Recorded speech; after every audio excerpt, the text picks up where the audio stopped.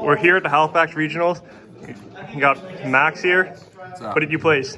I came 5th, and I just played Centurion. I guess Bestial Centurion, because there's a small Bestial package in there. Yeah, it's pretty good. Any shout out for you again? Yeah, shout out to Thomas behind the camera. Happy birthday. Shout out to Josh, who couldn't make it out today. Shout out to Angus, Alex, Brian, who couldn't make it today. Shout out to JT for coming down. Shout out to Brad, Nick. Shout out to all the guys from Halifax. Shout out to the guys up in Moncton. That's about it. All right, let's run the deck. Cool, so this is Centurion. The list is very similar to Pac's list, if you saw that, when he played at Niagara.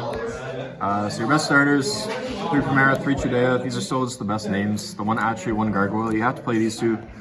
This card's actually really nice. It lets you just keep drawing cards on your turn and your opponent's turn, since if you have an Emblema card, which is now searchable, the Emblema Oath, as well as a Centurion card in your grave, on summon you just get to draw a card. It can also be treated as a non-tuner, so it makes like little awkward hands and stuff get you to a Synchro 12 a lot more often. It's really nice.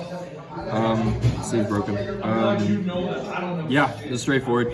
You don't need to play Emeth anymore. That card's just a bad draw. These cards are already not great to draw, so you don't need to play more of them. 3 stand-up, terraforming. This is also just another like 1.5 card starter, since you need Ascend for this, but card's good. 3 Emblema. This card's basically everything you want out of like a support card for the deck. It can either place a name from the deck or set the spell trap, which usually just be this. But yeah, this is searchable with the new Synchro 8. It's very nice. And I played the 1 Wake Up, 1 Phalanx. I didn't play Bonds. You played the same deck with me? I didn't play Bonds because I just wanted my hands to be more consistent, right? Because Bonds doesn't really do anything on its own. It just places 1 from the hand or grave. It is really good. It makes it's a bit win more in a sense, because it's like if you have everything else, you can just search that to get like more cards in your back row, just so you're like less susceptible to like ogre and shit. But yeah, some people play like 2 of this as well. I didn't really find myself needing the second one. The second one's good in grind games.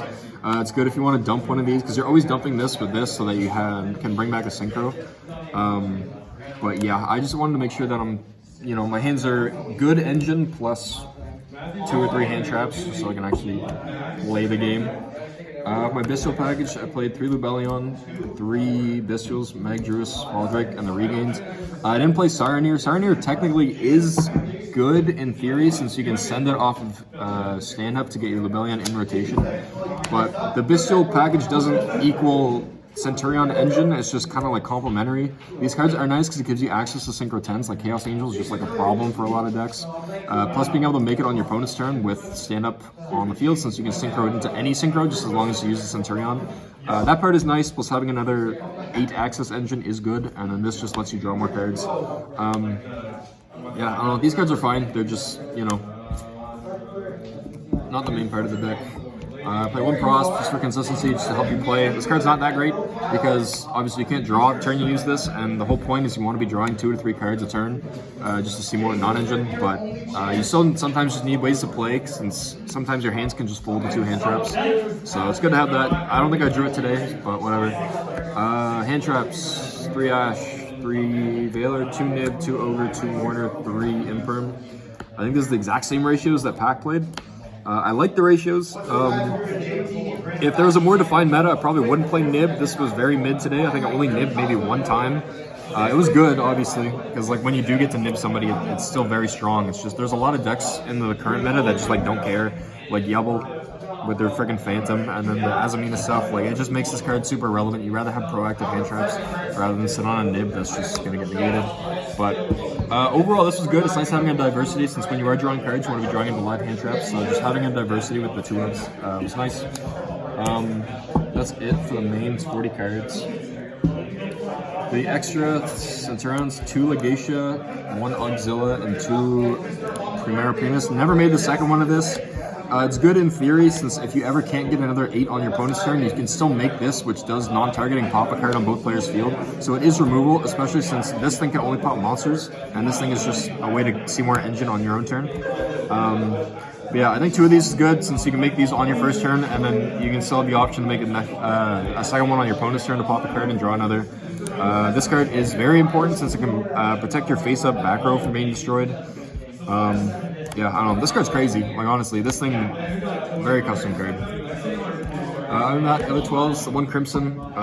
Never had this ripped out of my extra deck, thank God. 2 Blazars and the Supernova. I only made this once against Tempai. It cooked, won't lie, but this card is not super mandatory, since most of the time you want to be making 2 of these. This card is insane. It has 3 different effects, which it banishes for costs, either negate a destroy a card, negate a summon, or if your opponent declares an attack, you can end the battle phase, and then it comes back in the end phase. Not once per turn, so if you can make one of these on your turn and then make Crimson Dragon again on your opponents to make a second one, like doubling up on these is almost unwinnable for a lot of decks, because if they can't kill you in that turn, having to deal with 2 of them coming back constantly is just like, you're just always winning in the grind game. My only 10s, I play Chaos Angel and Pater. This could have been like anything else. In theory, it's good, but I never made it today because there's not a ton of like cool lines you can do. Because a lot of the Centurions, if you use their on-field effect, you can't special them for the rest of the turn. So there's not really any cool lines where you can like summon this and then make Pater and banish this with a Bestial and bring it back, because it locks you out of summoning it again for the turn. So in theory, this is maybe good. Playing into a board, never made it today. If this was a Changing, maybe I would have made it, but I don't know. Chaos Angel cooks though. This card's ridiculous, especially because you can make it light and dark very easily. The last cards I played: Seals, SP, Artemis, and Typhon. This you can link off your Primera, like your level 4 Primera, or just like Droll or Valor, just to make an SP, climb up into that. Yeah, that's basically its only use. Some people play like IP. I like making Seals instead. You have a lot of dragons with the Bestials, plus like your Gargoyle. This guy, he adds back to hand when you use him as Synchro, and then you can summon him again by sending a face-up Centurion. So this plus any other dragon just makes Seals, and Seals is still just, I think it's arguably better than ending on IP, since it's just like instant interaction that your opponent has to deal with rather than waiting a step for SP. Then yeah, Typhon, Artemis. Very straightforward. Extract was good. I think I definitely wouldn't play this, but other than that, I think everything was fine. Don't know what I'd cut for it, but or what I'd put in instead. Side deck, 3 Perulia. I don't own Fubulos. I'm probably never going to buy that card unless it's at an affordable price, but this card is still good. I think I drew it once today and drew 1 card.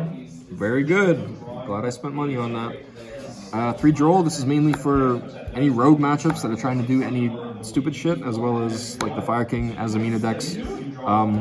This just basically passes their turn if they start with like Ponix or start with the Azamina stuff, so it's good to have. I played 3 DD Crow. This was like a late entry. This was like a board breaker. I don't remember what it was, but I realized that I'd rather just have live hand traps. Since my entire deck is already hand traps, I'd rather just hand trap my opponent 2 or 3 times, see if I can get them to pass to me on a half board. Because playing into a half board is like really easy with this deck, as long as you can just keep bodies on the board, since you can just keep extending. But yeah, in theory this is good. Poking like Runics out of the graveyard, poking Template cards out of the graveyard, rollbacks, you know, Pearly cards. Shout out to Alex. Yeah.